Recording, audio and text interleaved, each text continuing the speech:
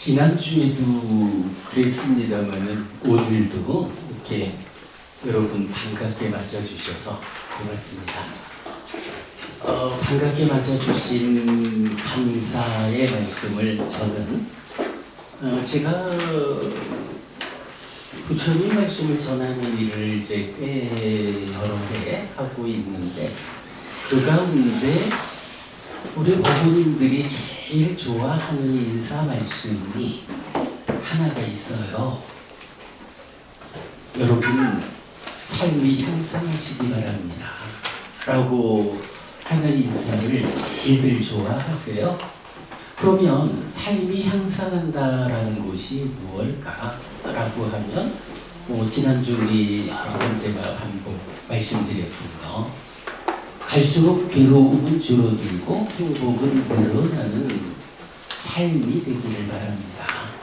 갈수록 괴로움은 줄어들고 행복은 늘어나는 삶을 살다가 그러고도 죽어서는 하늘에 태어나는 이런 삶이 여러분의 삶이 되기를 바랍니다 라는 것이 여러분 삶이 향상하시기 바랍니다 라는 이런 인사지요.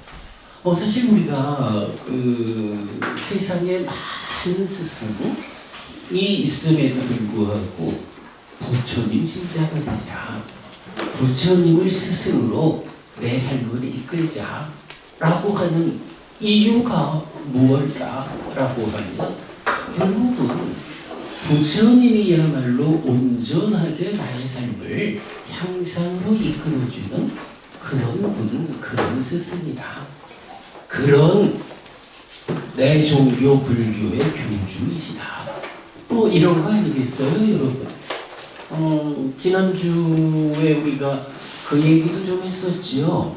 어떤 스승을 선택하느냐에 따라서 부자로 살고 하늘에 태어나는 일이 낙타가 바늘구멍을 통과하기보다도 힘든 이런 스승도 있고, 그러나 살아서 행복하고 죽어서 하늘에 태어나는 방법이 있습니까? 라고 할 때 부처님이 알려주는 그 방법은 내가 최선의 노력을 다하기만 하면 낙타가 바늘구멍을 통과하는 그런 상상하기 어려운 방향이 아니고 내가 노력한 만큼 바른 스승이 알려주는 바른 길을 따라서 내가 걸어간 만큼 나에게 그런 성과가 생기는 거거든요.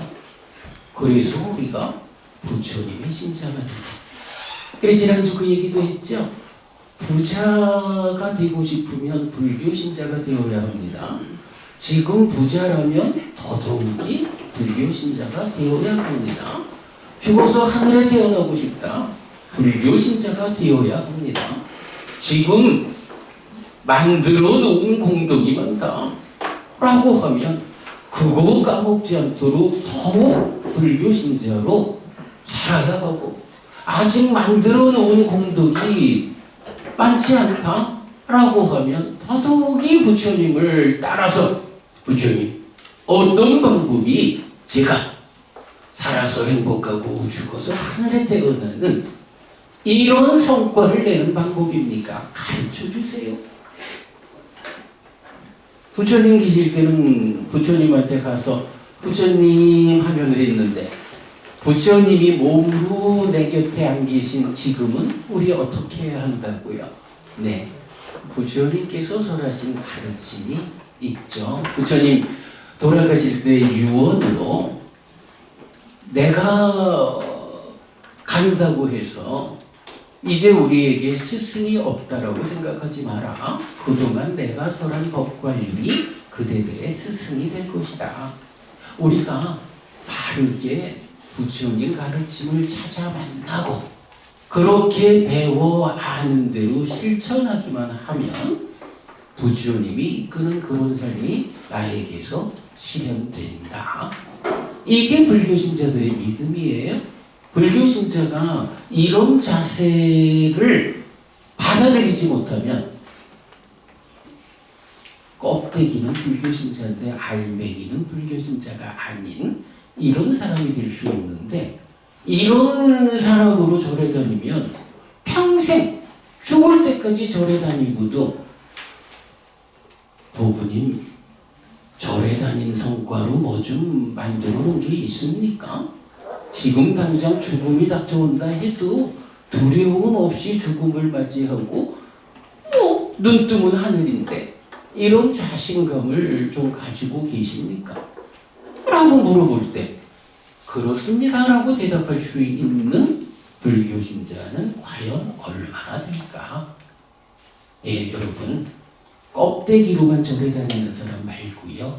알맹이가 부처님의 제자여서 부처님 가르침을 바르게 배워 알고 실천하는 그런 삶으로 부처님이 이끄는 그런 삶이 여러분에게 실현되기를 바랍니다. 네. 어쨌든 뭐니 해도 우리가 이렇게 부처님을 만난 힘으로 내 삶이 향상해야 한다라는 것을 빼놓을 수 없겠습니다. 여러분들 지난주에 이어 이번 주도 저를 많이 환영해 주셔서 환영에 대한 감사의 인사 그렇게 드렸습니다. 자, 오늘 본격적으로 공부 시작하기 전에 두 가지 이야기를 좀 먼저 하려는데요. 우리가 이제 3월, 4월 두 달 8주간 운영하는 이 공부의 과정, 명상 과정이 근본에 뭐가 있냐 하면 깨어있음이 있다. 그래서 마가스님 말씀도 깨어있음이라고 하는 이 토대 위에서만 진행할 수 있다면 해피스님은 해피스님대로 법부님들이 필요한 이야기를 좀 하시고 천도스님은 천도스님대로 그 깨어있음의 토대 위에서 여러분들에게 이익되는 그런 일을 하자. 이제 이런 말씀이었거든요. 깨어있음이라는 게 기본적으로 요번 우리 공부 과정의 주제입니다. 그런데 깨어있음이라는 것이 우리말로는 이제 깨어있다. 깨어있으려니까 어떻게 해요? 눈 뜨고 살아야 되는 거죠. 깨어있다라는 요거를 부처님의 언어로는 뭐라고 하나요? 여러분 우리 그 인도 말이 굉장히 많지만 대표적으로 말하면 두 개의 언어가 있어요. 하나가 여러분 잘 아시는 산스크리트란 언어가 있죠.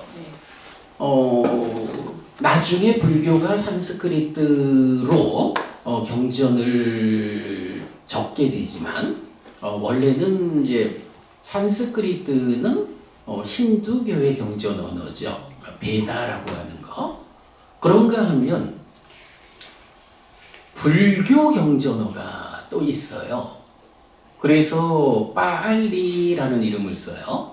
프랑스에서도 파리하고는 좀 달라요. 파알리라고 하는데 그러니까 인도를 대표하는 두 가지 언어가 이렇게 베다를 기록하는 힌두교 경전 언어인 산스크리트, 나중에 이제 불교 산스크리트 이러면서 아함이나 대승경전이 다 산스크리트로 기록이 됩니다만은, 그리고 불교 경전어인 파알리 두 가지 언어가 있는데, 자, 그 중에 파알리어로 깨어있음을 뭐라고 할까요? 그죠? 알아차림은 파알리어로 하는 게 아니고 그 파알리의 사띠라는 말을 우리말로 옮겨 놓으니까 알아차림이 된 거고요. 파알리어로는 사띠라고 하죠. 여러분들 잘 아시는 용어죠.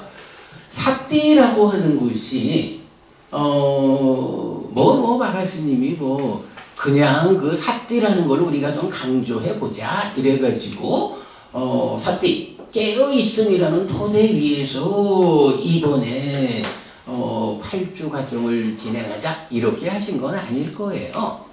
깨어있다라고 하는 것이 내 삶에서 정말로 얼마나 중요한지 내가 갈수록 괴로움은 줄어들고 행복은 늘어나는 이런 삶을 살기 위해서는 삿띠라고 하는 거, 깨어 있어야 한다는 이거 없이는 한 걸음도 못 간다 라는 이런 중요한 개념이기 때문에 이 삿띠라는 개념을 토대로 우리가 이 과정을 진행하자, 뭐 이렇게 말씀하신 거죠.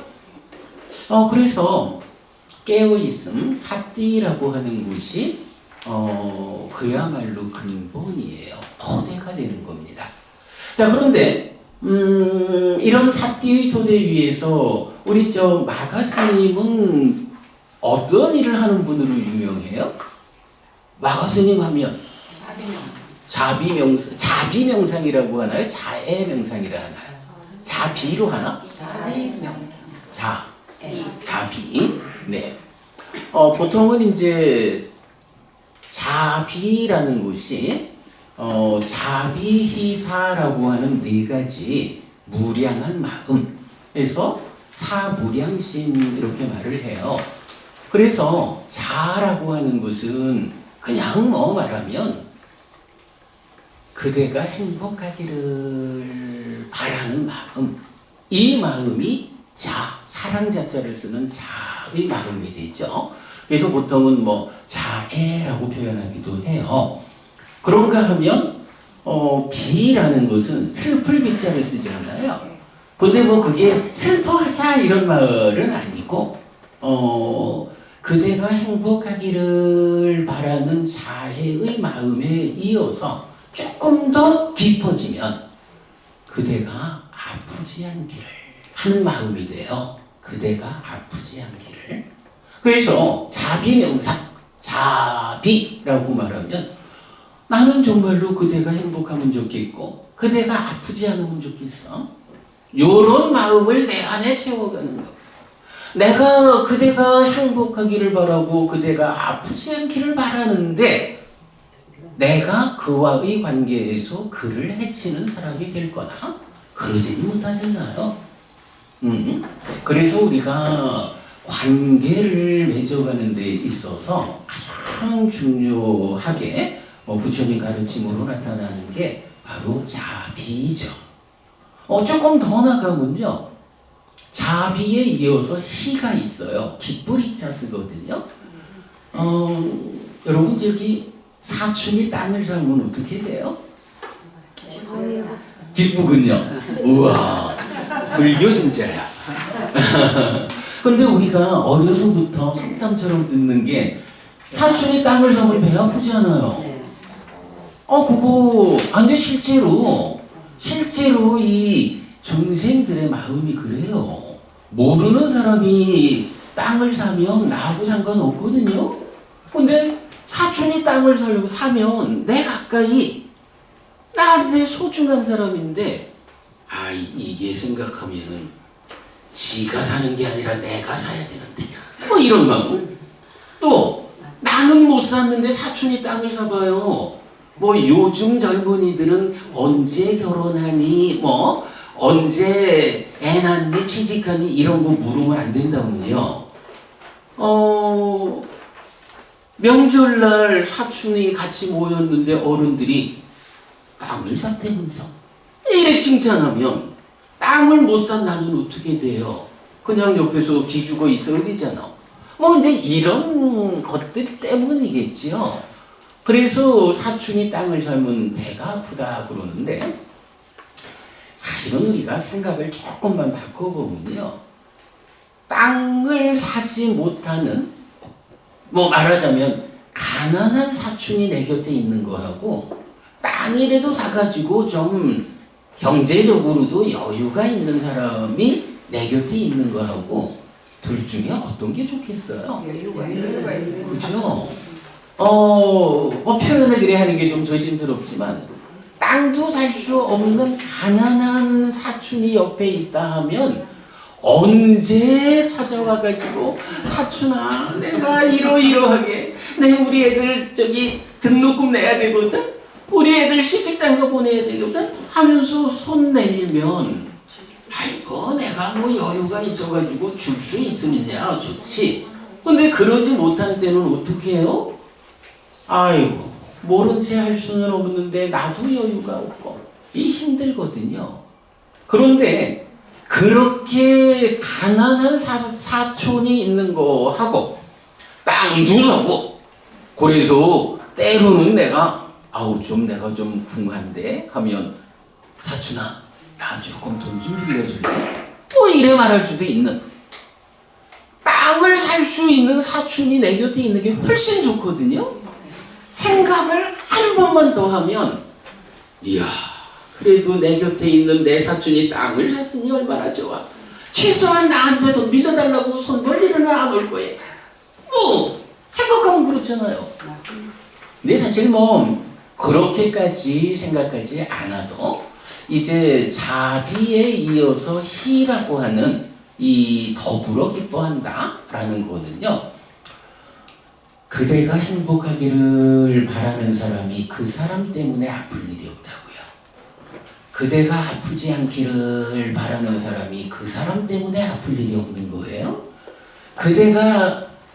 그대가 땅을 샀다 좋은 일이 생겼다 할 때 내가 땅 산 것처럼 기뻐하는 잘 됐다 정말 잘했다 그렇게 열심히 살더니 땅을 샀구나 이렇게 상대방의 좋은 일을 함께 기뻐할 수 있는 이런 마음을 가진 사람이 그 사람 때문에 힘들어지지 않는다고요. 요런 거. 그 다음에 이제 버릴 사자를 쓰는 사무량심 하는 거는 업에 대한 조금 어려운 이야기니까 우리 뒤에 보기로 하고, 기본적으로 자비이사 사무량심이라는 것이 이렇게 그대가 행복하기를, 그대가 아프지 않기를, 그대의 좋은 일을 내가 더불어 기뻐하는 정말 잘됐다 이런 마음, 이런 마음을 자비이사 사무량심이라고 하면서 부처님 제자라면 당연히 다른 사람들과의 관계를 어떻게 맺어가야 합니까? 이런 사무량심으로 맺어가야 합니다. 자, 그러면 마가 스님이 이제 자비명상 이 말씀하시는 거, 사띠라고 하는 깨어있음이라고 하는 이 토대가 있는데 이제 여기에 이어서 자비명상을 말씀하셨다고요? 그러면 깨어있자라는 게 뭐야? 눈뜨고 있는 거잖아요? 내 마음이 지금 뭐하고 있는지 발견하는 거잖아요? 이런 눈뜬 깨어있음을 위해서 자비명상을 하자라고 하면 그대가 행복하기를 하는 마음을 내 안에 채워야 되잖아요? 근데 사실 웬만해서 이게 안 쉬워요. 네가 행복하면 어떡하니? 내가 행복해야지. 이런 마음이 먼저 있는 거고 어렵거든요.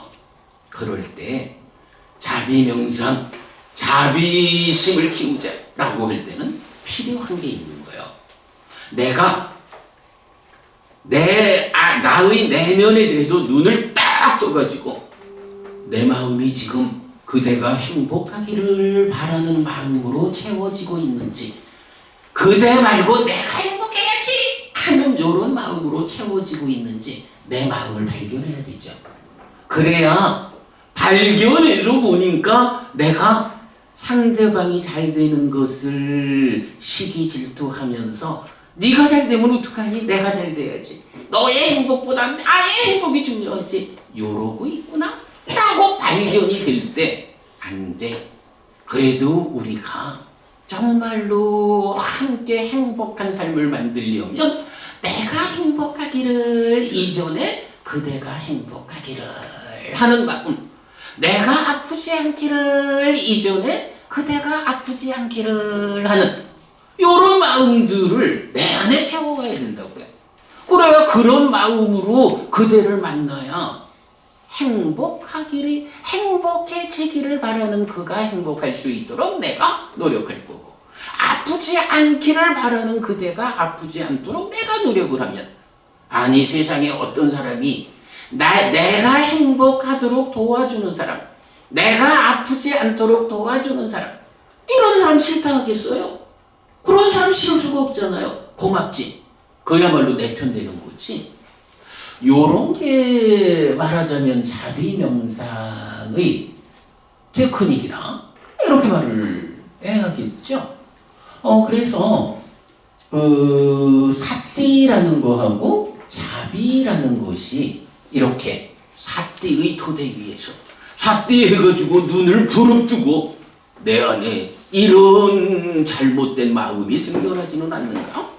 라고 지켜보면서 그대의 행복, 그대의 아프지 않음, 이걸 닦아가는 게 자비명상이다. 이렇게 말하면 될 건데, 제가 괜스레 저기 마가스님 이야기를 꺼내는 건 아니고요. 우리가 이제 아침 6시마다 유튜브, 페이스북 이런 이제 방송을 통해서 아침 공부를 해요. 며칠 전에 공부를 할 때 좀 상류다니까야 경을 하나씩 읽어가는 일을 이제 먼저 하는데 10번 상류다, 4번 많이봤다경이라는 경을 공부할 순서가 되었던 거예요. 오늘 여러분 저기 교재 2장 나눠드렸죠. 그 중에 경 하나, 자료 중에 하나가 SN 10.4 많이봤다경이에요.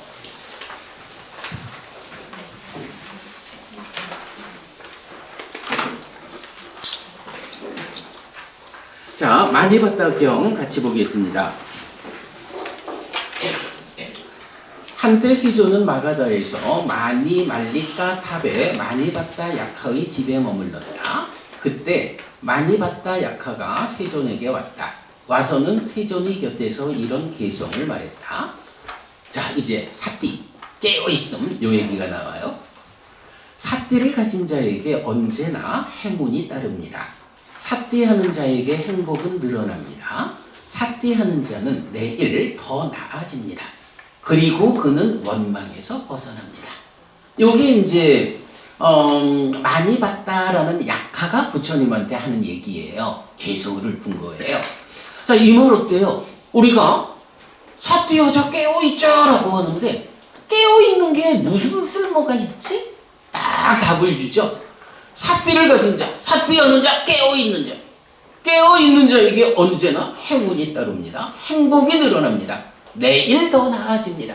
내일 더 나아진다는 게 뭐죠? 오늘보다 내일이 갈수록 괴로움은 줄어들고 행복은 늘어나는, 이렇게 내일이 더 나아집니다. 아, 사띠하자, 깨어있자. 우리가 깨어있음의 토대 위에서 이 공부 과정을 진행하자 라고 하는데, 깨어있으면 뭐가 좋은데?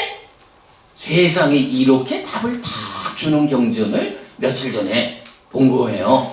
그래서 제가 이제 오늘 여러분 소개해 드리는데, 자, 사띠를 하면, 깨어있으면 언제나 행운이 따르고 행복이 늘어나고 내일 더 좋아지고, 그렇게 말을 해요. 그러면서 그는 원망에서 벗어납니다 라고 말을 했거든요. 자, 그랬더니 이제 부처님이 대답을 해요. 사띠를 가진 자에게 언제나 행운이 따른다. 사띠하는 자에게 행복은 늘어난다. 사띠하는 자는 내일 더 나아진다. 그러나 그는 원망에서 벗어나지 못한다. 자, 약하는, 이 약하라고 하는 말이 이제 여러분 우리 그 야차라는 말 나오죠? 야차.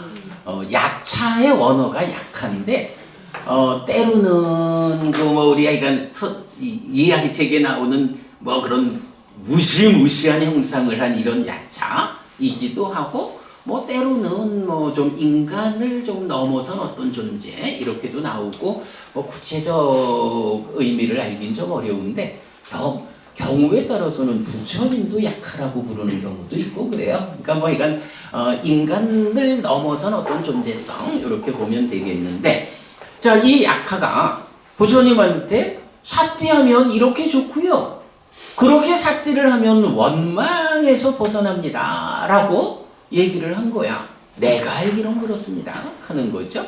그러더니 부처님이 아니다. 사띠를 하면 행운과 행복과 내일 더 나아지는, 이건 맞는데, 그렇다고 삿디하는 힘만 가지고 원망에서 벗어나지는 못한다. 이렇게 말씀하시는 거예요. 원망이라는 게 뭐죠? 아유, 좀, 나한테 조금 더 잘해주면 좋을 텐데, 나 그때 힘들 때 좀 도와줬으면은 내가 얼마나 좋았겠어? 이렇게. 내가 필요할 때 도와주지 않은 사람에 대한 서운함, 이런 것도 원망이고. 그러니까 원망이라고 하는 것이 어쨌든 좋은 의미로 쓰이지는 않아요. 그런데 삿디했다, 깨어있다, 눈 떠서 나의 내면을 보고 있다 라고 해도 이렇게 삿디하는 것만 가지고 내 안에서 작용하는 너를 향한 원망, 또 이제 원망은 거슬림이라는 것하고 짝을 이어서 나오는데, 이런 원망, 거슬림 이런 것들은 단지 눈 떠서 보는 것만 가지고는 없어지지 않아. 이 말씀이에요. 자, 좀 전에도 자비라는 거, 내가 삿디에서 눈 떠가지고 그대가 행복하기를 바라지 않고 나 먼저 행복하려고 요렇게 발견될 때 바꿔야 하는 이런 부분이 있잖아요. 보는 것만 가지고 해결되지 않는 것들이 있다. 이런 부분을 지금 원망으로 말하는 거예요. 자, 그러면서 부처님 이어가지고 밤낮으로 비폭력을 기뻐하는 의, 여기서 의는 이제 마음이죠. 밤낮으로 비폭력을 기뻐하는 의를 가진 자, 모든 존재의 행복을 바라는, 여기서 이제 행복을 바라는 이라는 게 그 위에 보면 메땅이라는 단어가 있는데, 요 메따가 자라는 단어거든요. 자비 중에 자. 그래서 모든 존재의 행복을 바라는 자, 그에게 원망은 누구에게도 없다. 자, 이게 무슨 얘기죠?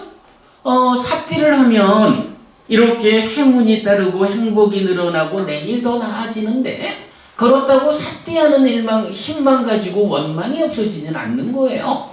그러면 이 원망까지 없어지는 더 높은 삶을 실현하자라고 하면 뭐가 필요하다는 거예요? 깨어있음, 삿디 위에서 바로, 그죠 회장님? 여기서 이 얘기겠죠? 비폭력이라는 걸로 자애의 마음을 말하잖아요. 모든 존재의 행복을 바라는, 그대가 행복하기를 바라는 이런 자비의 마음을 내 안에 채워가야, 달리 말하면 자비심을 닦아야, 자비 명상을 통해서 내가 삿디 위에서 이런 커다란 마음을 채워나갈 때 삿디만 가지고 해결되지 않는 원망이라고 하는 이 부정적 요소가 없어진다. 그렇게 설명되는 거죠. 제가 이 경을 보면서 딱 그 생각이 든 거예요. 깨어있음이라는 토대 위에서 자비 명상을 한다? 깨어있음 삿디 없이는 아무것도 못하는데, 그러나 단지 삿디 깨어있기만 하다라고 해서 모든 문제가 해결되는 건 아니다. 그래서 이렇게 깨어있음, 삿디를 하는 가운데 한 걸음 더 나아가서 그대가 행복하기를 바라는 이 자애의 마음, 자비심을 닦아나갈 때 자비 명상이, 삿디 위에서 자비 명상이 이어져야 그때 비로소 원망이랄까, 거슬림이랄까, 이런 내적인 부정적 요소, 나를 힘들게 하는 문제가 해결됩니다. 이런 의미예요. 여러분 어때요? 이래 보면 정말로 삿디와 자비 명상의 그 연결된 공부 과정, 연결된 의미, 이렇게 다 볼 수 있겠죠. 제가 이런 요 경을 보면서 마가 스님의 그 공부 과정에 대한 의도가 이런 의미였네 라고 알아줬어요. 그래서 제가 오늘 여러분들께 이 이야기를 먼저 소개를 좀 해드렸습니다. 자, 그 다음에 한 가지 이야기를 또 좀 먼저 할 건데요. 삶이 향상하자 그랬거든요. 삶이 향상한다라는 거, 그걸 좀 표현을 바꾸면 이렇게도 말할 수가 있어요. 우리 어린아이들이 할 수 있는 일이 좀 작잖아요. 성장하면서 어른이 되어가면서 이 아이들이 바른 길로 이끌리면 그의 삶이 향상을 해요. 그렇게 아이가 삶이 향상해가는 것, 요거 아이가 점점 자라나서 어른이 되어가는 과정을 뭐라 하죠? 성숙, 이렇게 표현할 수가 있죠. 자, 우리가 부처님 가르침을 따라서 산다라고 하는 이 과정에서는 성숙이라는, 정말로 어린아이 같은 삶에서 어른이 되어가지고 참으로 어른다운 삶을 살아낸다. 성숙했다. 자랐다. 이런 의미죠.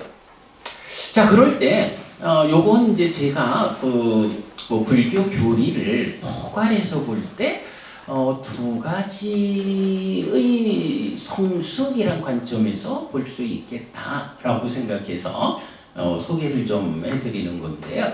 자, 우리가 산다라는 것을 말하자면 저는 참 즐겨서 쓰는 표현이, 우리 지난번에 공덕과 관련한 질문하겠다 그랬지, 조금 이따 하기로 하고, 내가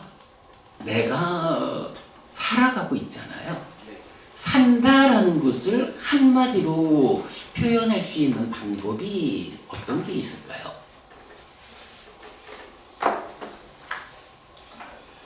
사는 거, 숨 쉬는 거, 그건 살아있는 거. 응? 이렇게 생각해 보면 어때요? 산다는 게 사실은 별게 아니고, 내가 나 아닌 것들을 만나는 이야기. 그죠? 세상이 어떻게 구성이 되어 있어요? 어쨌든 삶의 주인공인 내가 있고, 그리고 내 삶의 과정에서 만나지는 나 아닌 것으로의 모든 것. 그래서 산다라는 것을 말하자면 내가 세상을 만나는 이야기다. 이렇게 말할 수가 있는 거지요. 자, 그러면 내가 세상을 만나는 이야기로의 삶을 놓고 이제 우리가 성숙하자. 내가 어린아이 같은 삶에서 정말로 잘 성숙한, 잘 자란 어른이 되자 라고 하자면 어떤 성숙이 필요할까요? 사실은 답이 뻔한 거예요. 내가 세상을 만나는 이야기니까 세상을 만나는 이 관계가 좋아져야 내가 성숙한다고요. 관계가 나쁜데 맨날 이놈 저놈하고 찌지고 볶고 싸우고 이러면서 내 삶이 좋아질 수 없잖아요. 관계라는 게 좋아져야 한다고요. 그런데요, 관계가 좋아진다라는 거는 또 한 면에서는 내 안에 그야말로 탐진치가 가득 차 있고, 오직 네가 행복하면 어떡하니, 내가 행복해야지, 이런 거로 가득 차 있는데 관계가 좋아질 수 있나요? 안 그렇잖아요. 관계가 좋아지려면 또 그만큼 내가 나의 내면이 성숙해야 한다고요. 나의 내적인 상태가 탐진치로 가득 차지 않고, 잘 생각해 보니까 내가 행복한 것보다 네가 행복한 게 우선이네. 이렇게 생각할 수 있는 요런 나의 내면이 성숙해야 하는 필요가 있어요. 그죠? 산다는 게 내가 세상을 만나는 이야기니까. 그러면 내 자신이 내적으로 성숙해서 세상을 만나는 준비를 갖춰야 되고, 그리고 세상을 직접 만나는 과정에서 또한 성숙해야 하죠. 요 두 가지 관점으로 삶의 현상, 두 가지 성숙을 말할 수가 있는데, 이제 부처님 가르침을 크게 모아가지고 얘기를 해보면 바로 이런 두 가지 성숙의 과정을 안내하는 것이다. 자, 그러면 먼저 내적인 성숙이라는 것은 어떤 방법으로 이루어질까요? 사실은 여기서 필요한 게 우리가 삿디라는 말을 하면서 계속 나의 내면으로 눈뜨는 거라고 그랬잖아요. 나의 내면을 내가 직접 보아내지 못하면서 내면의 상태를 성숙시킬 수는 없죠. 내적 성숙을 이끄는 것의 근본이 뭐냐? 바로 깨어있음 삿디라고요. 요 삿디를 힘있게 하는 수행을 뭐라고 해요? 사념처 이렇게 부르죠. 그리고 이렇게 사념초로 나의 내면의 눈을 떠가지고 내 안에서 잘못된 상태로 이끌어가려 하면 안 돼. 올바른 상태로 돌아와. 이런 방법으로 마음을 단속하는 게 삿디를 힘있게 하는 사념초 수행이라면, 이제 그렇게 눈을 뜬 상태에서 궁극적으로 가서 뭘 해야 돼요? 좀 전에도 삿디에서 눈만 뜬다 그래가지고 원망이 없어지지 않는다 그랬죠. 원망이라는 이 문제, 내가 너에 대해서 원망하는 이런 관계성으로 나타나는 원망, 이런 것도 눈만 뜬다고 해서 해결되지 않고 자비심을 닦아야 해결이 되잖아요. 그런데 너에 대한 원망 이런 거 말고, 여러분 우리가 뭐 탐진치, 삼독심 이런 거 잘 알잖아요.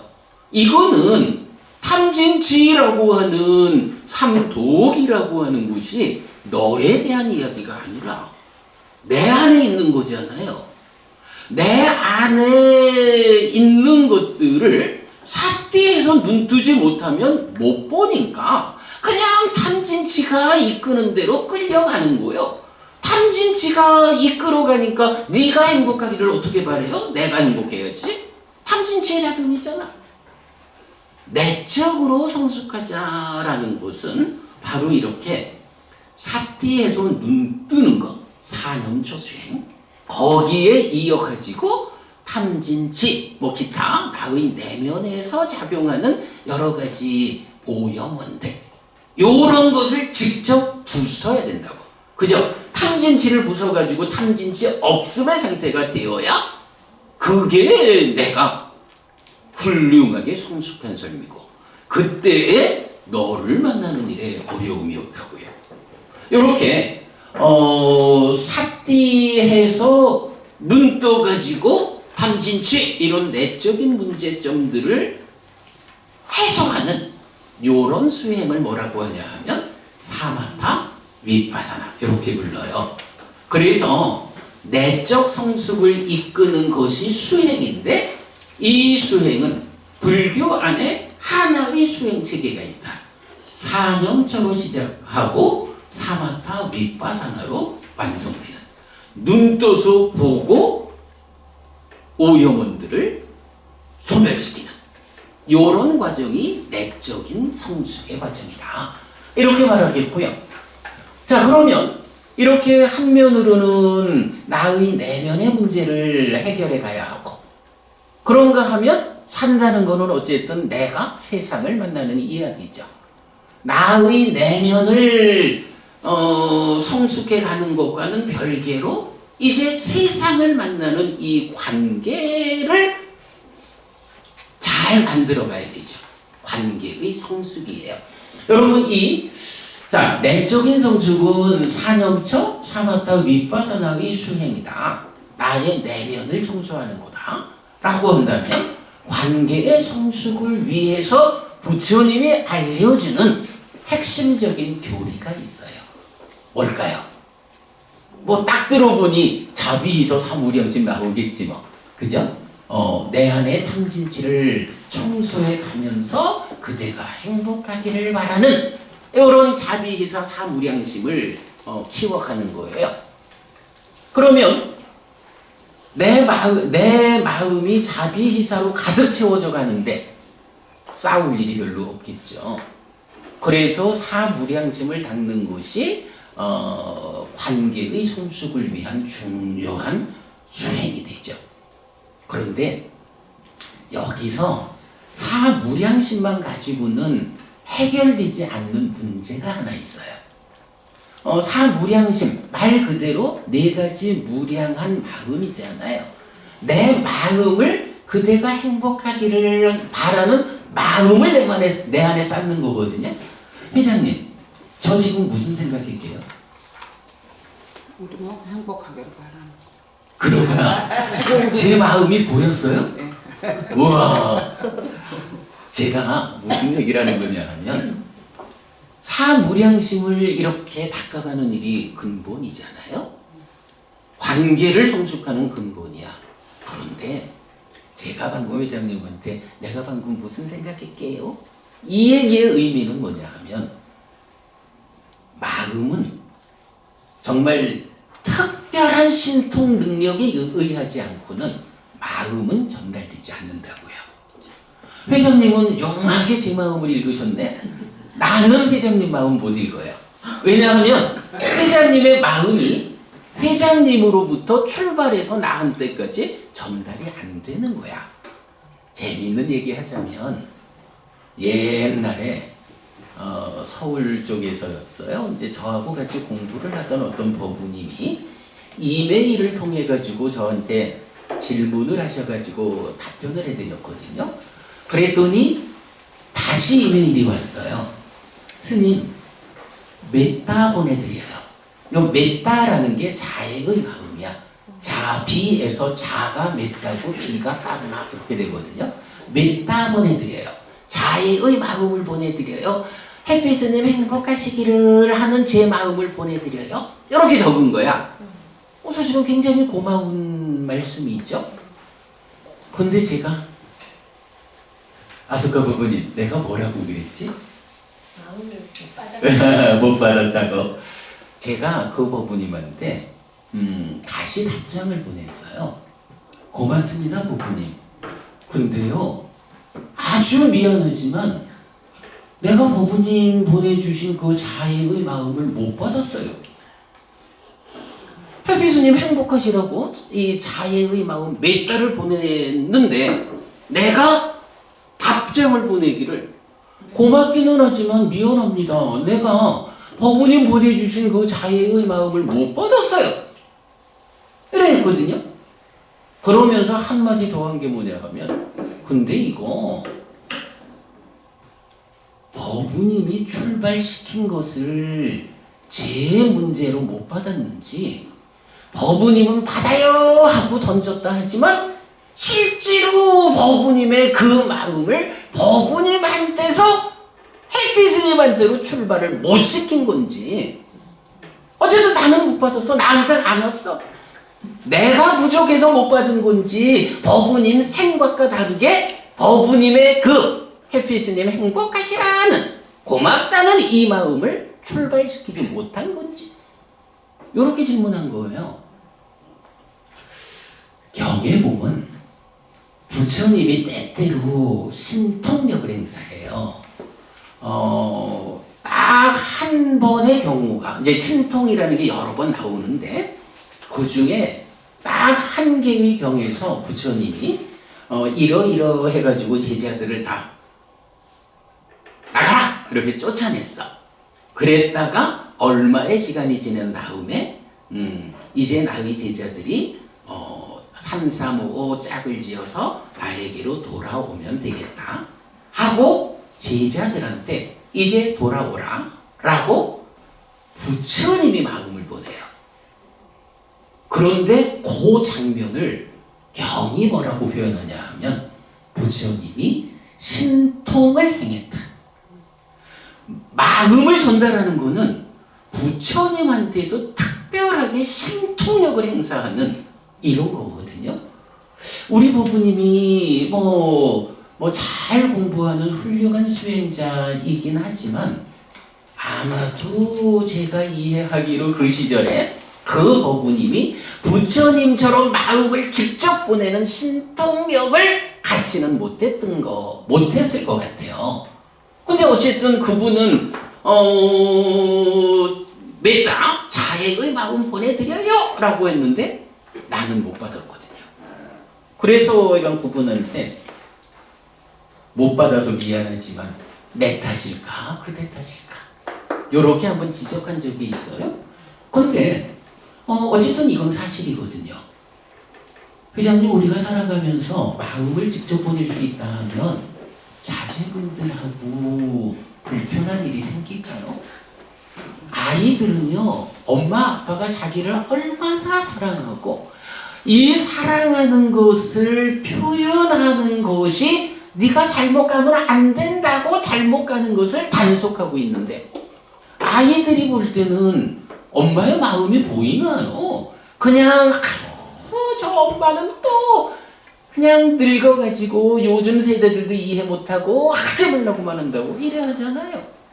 마음이 직접 전달될 수 있다면 사는 일이 되게 쉬운 거예요. 참 좋을 텐데, 문제는 이게 사실이 아닌 거잖아요. 마음은 직접 전달되지 않는다. 부처님도 마음을 직접 전달하는 것이 그 많은 경들 가운데 딱 한 번 신통을 행했다라고 나온다.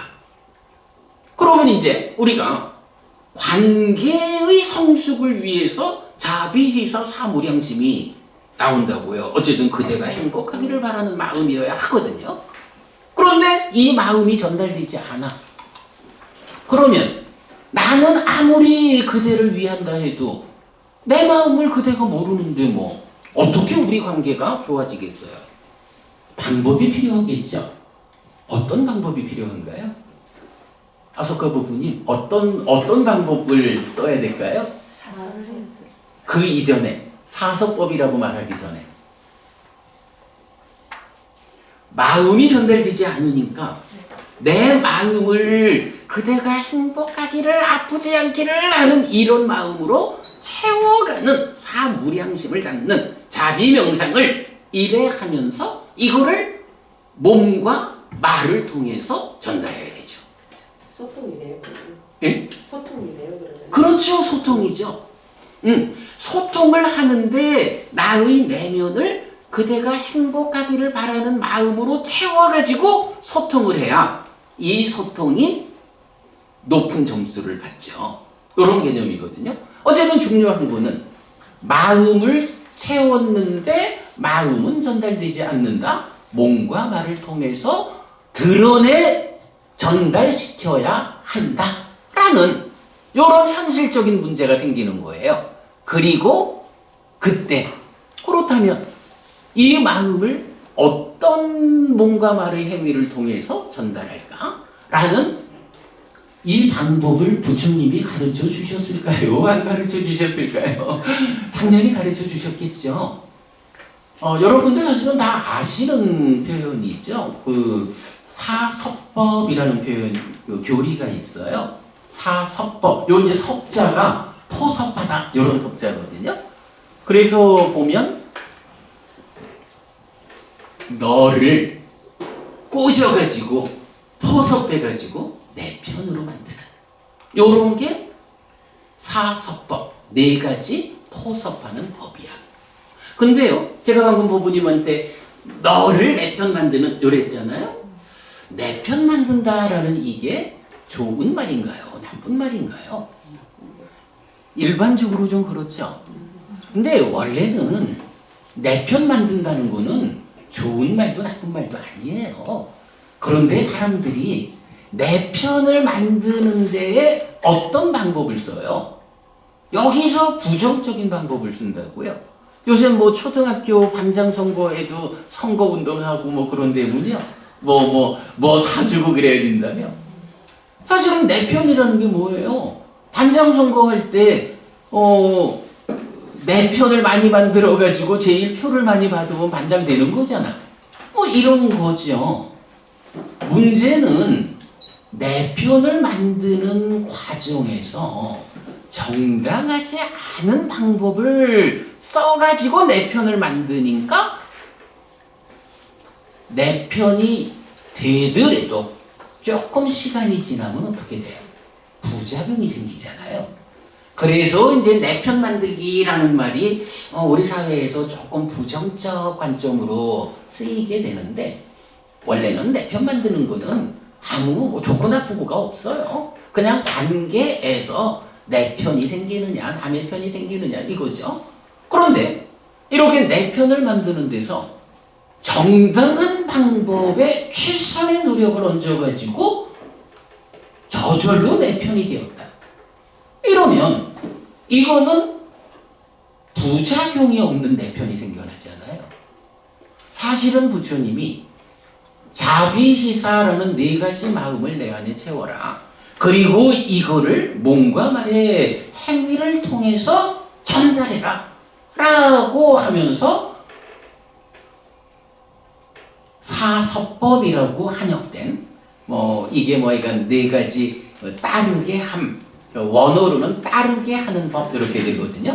근데 이제 이건 중국 번역이 섭법 이래서 내 편 만드는 법, 꼬시는 법 이래 되는 건데 그래도 제가 생각할 땐 그래요. 이게 방법만 정당하다면 살아가면서 내 편이 한 사람 한 사람 늘어갈 때마다 내 사는 일이 얼마나 쉬워지고 얼마나 편안해져요. 방법에서 정당하지 않은 방법을 써서 내 편을 만들려 하니까 문제지. 정당한 방법. 부처님한테 물어보지 뭐. 부처님, 제가 관계의 성숙을 위해서 자비희사 사무량심을 제 안에 채우겠고요. 이거를 몸과 말의 행위를 통해서 전달함으로써 내 편을 만들어야겠는데 어떻게 전달하는 것이 부작용이 생기지 않는 내 편 만드는 법입니까? 부처님한테 물어보죠. 부처님이 대답을 하잖아요. 그게 사섭법이라고 해서 4가지 따르게 함 이렇게 나타나요. 내 편 만드는 법이에요. 첫째가 뭐냐 하면 보시예요. 보시, 베푸는 거잖아요. 뭐니 해도 주는 게 으뜸이야. 물질적인 것도 주고 나랑 같이 있으면 편안해. 난 너하고만 있으면 조금도 무섭지가 않아. 두려움이 없어. 이런 두려움이 없음을 주는 것도 있고 부처님 가르침을 전달하는 것도 다 보시잖아요. 이렇게 몸과 말을 통해서 베푸는 일을 하는 것, 이게 내 편 만드는 첫 번째야. 두 번째는 이게 또 그렇잖아요. 어쨌든 우리 지난 시간에도 그 말에 대한 이야기로 시작했었잖아요. 어떻게 말하는 것이 잘 말하는 것일까? 여기서도 마찬가지인 거예요. 그래서 부처님은 두 번째가 애어라고 해서 사랑스럽게 말한다라고 하는데 기본적으로는 그대에게 이익되는 이야기를 해주는 것. 그대에게 부처님 가르침을 전달해가지고 그의 삶을 향상으로 이끌어주는 이런 이야기.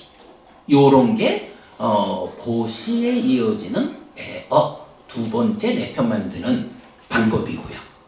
세 번째가 이행이라고 나와요. 이행, 이로운 행이죠. 그래서 말하자면 저기 길에 어떤 노인네가 요즘 그 폐지를 주워가지고 이래 힘들게 끌고 가시는 모습을 보면 당장 뭐가 필요해요? 그죠? 내가 가서 몸으로 밀어드리고 끌어드리고 이런 일이 필요하잖아요. 이렇게 이익되는 행위를 하는 거. 그리고 네 번째가 여러분 그저 용타 스님이죠. 용타 스님이 그 동사섭법회 하잖아요. 동사섭이라는 게 뭐냐 하면 바로 이렇게 고시, 애어, 이행에 이어지는 네 번째 동사예요. 동사. 요건 같은 일을 한다? 요런 의미가 되는데 함께 해주는 거예요.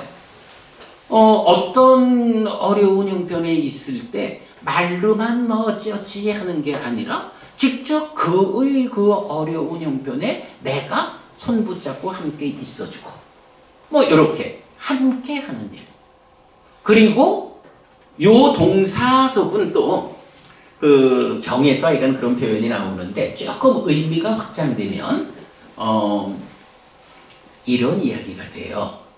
여러분 그 등산 모임에 그러니까 등산 그룹에 내가 가입을 해서 몇 년 따라다니면 어떻게 돼요?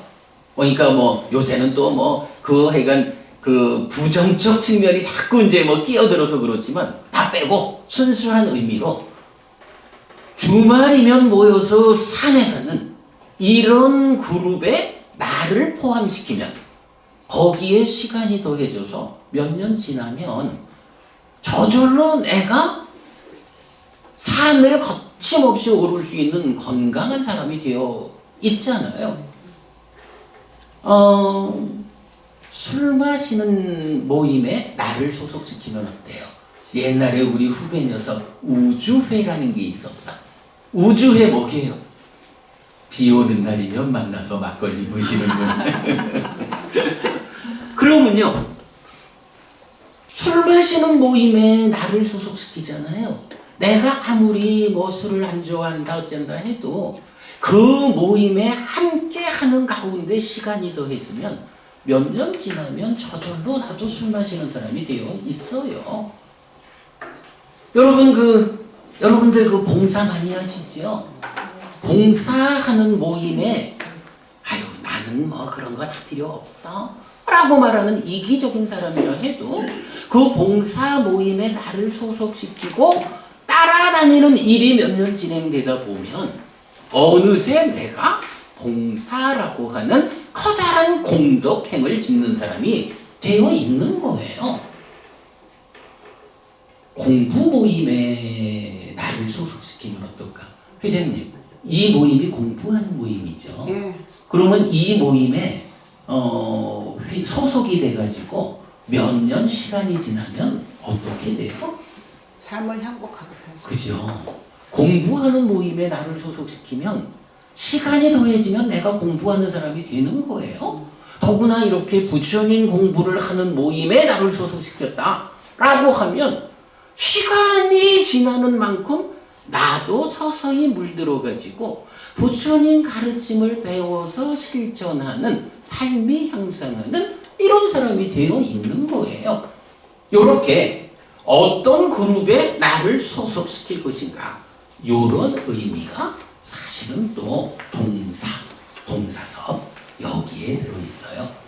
자, 이렇게 시간이 좀 쉬어야 할 시간인데 한 10분만 더 하고 쉬도록 할게요. 이렇게 그 삶을 향상하기 위한 두 가지 성숙이라는 것을 말할 때 이렇게 그 사념처 사마타 위파사나 내 안으로 눈 떠서 안의 문제들을 부수는 이런 수행을 통해서 내적인 성숙이 받쳐주는 위에서 사무량심 사서법이라는 이런 테크닉에 의해서 관계를 향상하는 내가 아직 내 안에 탐진치는 다 없애지 못했어도 그래도 우리의 관계에서는 문제를 만들지 않아. 이렇게만 가도 사실은 얼마나 커다란 향상이에요.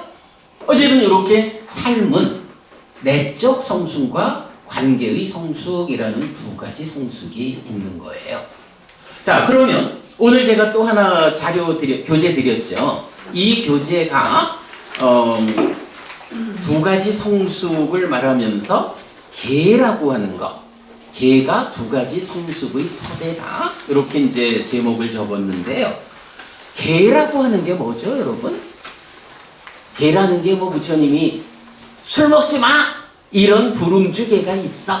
뭐 이렇게 그냥 오개라는 게 있다. 이렇게 알고 넘어갈 일은 아니에요. 개라는 거는 기본적으로 내 삶이 어떤 질서로운 위에서 살아야 하느냐 하는 삶의 질서라는 것을 개라고 말하거든요. 그런데 이제 경에서 보면 개라고 하는 것이 지금 설명드린 두 가지 성숙을 위한 공덕의 토대가 되는 것이다. 말하자면 내가 삶이 질서롭지 못하면서 사념초 수행을 통해서 삿띠로 눈 떠가지고 내적 성숙을 이끈다. 이거 안 된다는 거예요. 못 한다는 거예요.